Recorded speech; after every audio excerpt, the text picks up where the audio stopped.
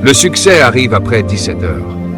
Rappelons-nous, sème ton grain le matin et le soir, que tes mains ne restent pas inactives. Vous ne savez pas ce qui réussira, si ce sera ceci ou cela, ou les deux. Vous pouvez avoir un emploi après votre emploi, et les deux pourraient rapporter 1000 $. On nous a appris, obtiens un emploi, installe-toi, meurs et sois enterré. La Bible dit, non, il y a une vie après 17 heures. Réfléchissez, sur quoi travaillez-vous après 17 heures? Votre don. Proverbe 18-19, verset 16, le don d'un homme lui ouvre la voie dans le monde, pas son éducation. Vous avez un doctorat et vous êtes encore fauché? Le doctorat ne vous rend pas riche.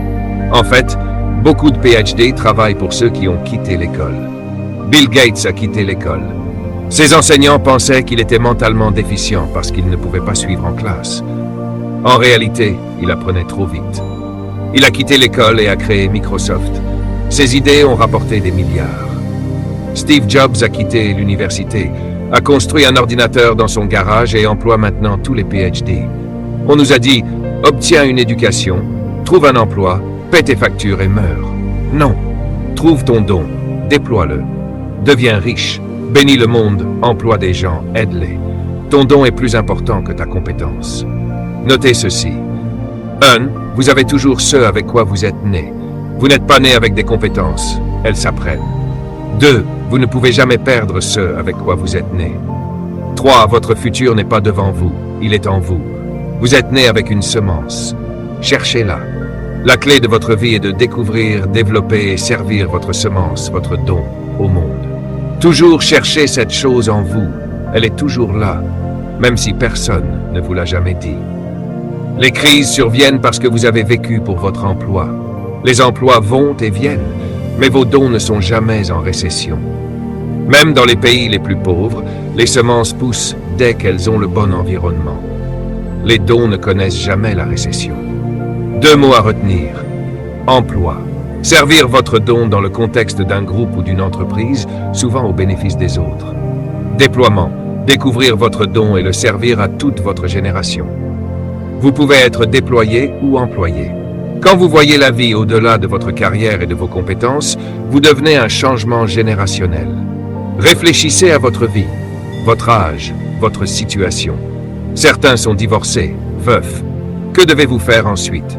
Trouvez votre don et servez-le. Dieu vous a créé pour produire. Tout ce que vous faites a été créé pour prospérer. Le secret du succès. Si vous voulez réussir, ne cherchez pas le succès. Écrivez ceci sur votre miroir. Si vous voulez réussir, ne cherchez pas le succès. Cherchez à devenir une personne de valeur. Celui qui devient prospère est celui que tout le monde consulte pour obtenir quelque chose. Pourquoi allez-vous chez le dentiste, même en récession? Parce qu'il a passé des années à se rendre précieux. Pourquoi le médecin? Pourquoi l'avocat? Ils ont tous affiné un don et se sont rendus précieux. Le secret du succès? Devenir précieux. Processus pour devenir précieux. 1. Déterminez quel est votre don. Certaines personnes ont plusieurs dons. Choisissez en un et concentrez-vous dessus. Ne soyez pas un touche-à-tout qui ne maîtrise rien. 2. Maîtrisez ce don. Vous êtes payé pour ce que vous maîtrisez. Ne cherchez pas à être généraliste. Trouvez une niche. Par exemple, ne soyez pas juste un charpentier. Spécialisez-vous dans les étagères et mettez-le sur le marché. Alors les clients viendront à vous. Vous dites, je ne suis qu'un simple charpentier, pas exceptionnel, et on commence à vous comparer aux autres. Mais si vous ne fabriquez que des étagères, on ne peut pas vous comparer, parce que tout le monde ne fait pas que des étagères. Vous devenez précieux parce que vous avez un don raffiné.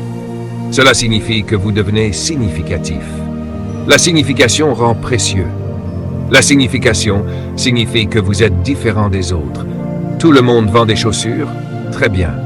Une femme est venue me voir, Pasteur Miles, je veux ouvrir un magasin de chaussures. Je lui ai demandé pourquoi. Elle a répondu, tout le monde vend des chaussures. J'ai dit, peu importe, fais quelque chose d'unique.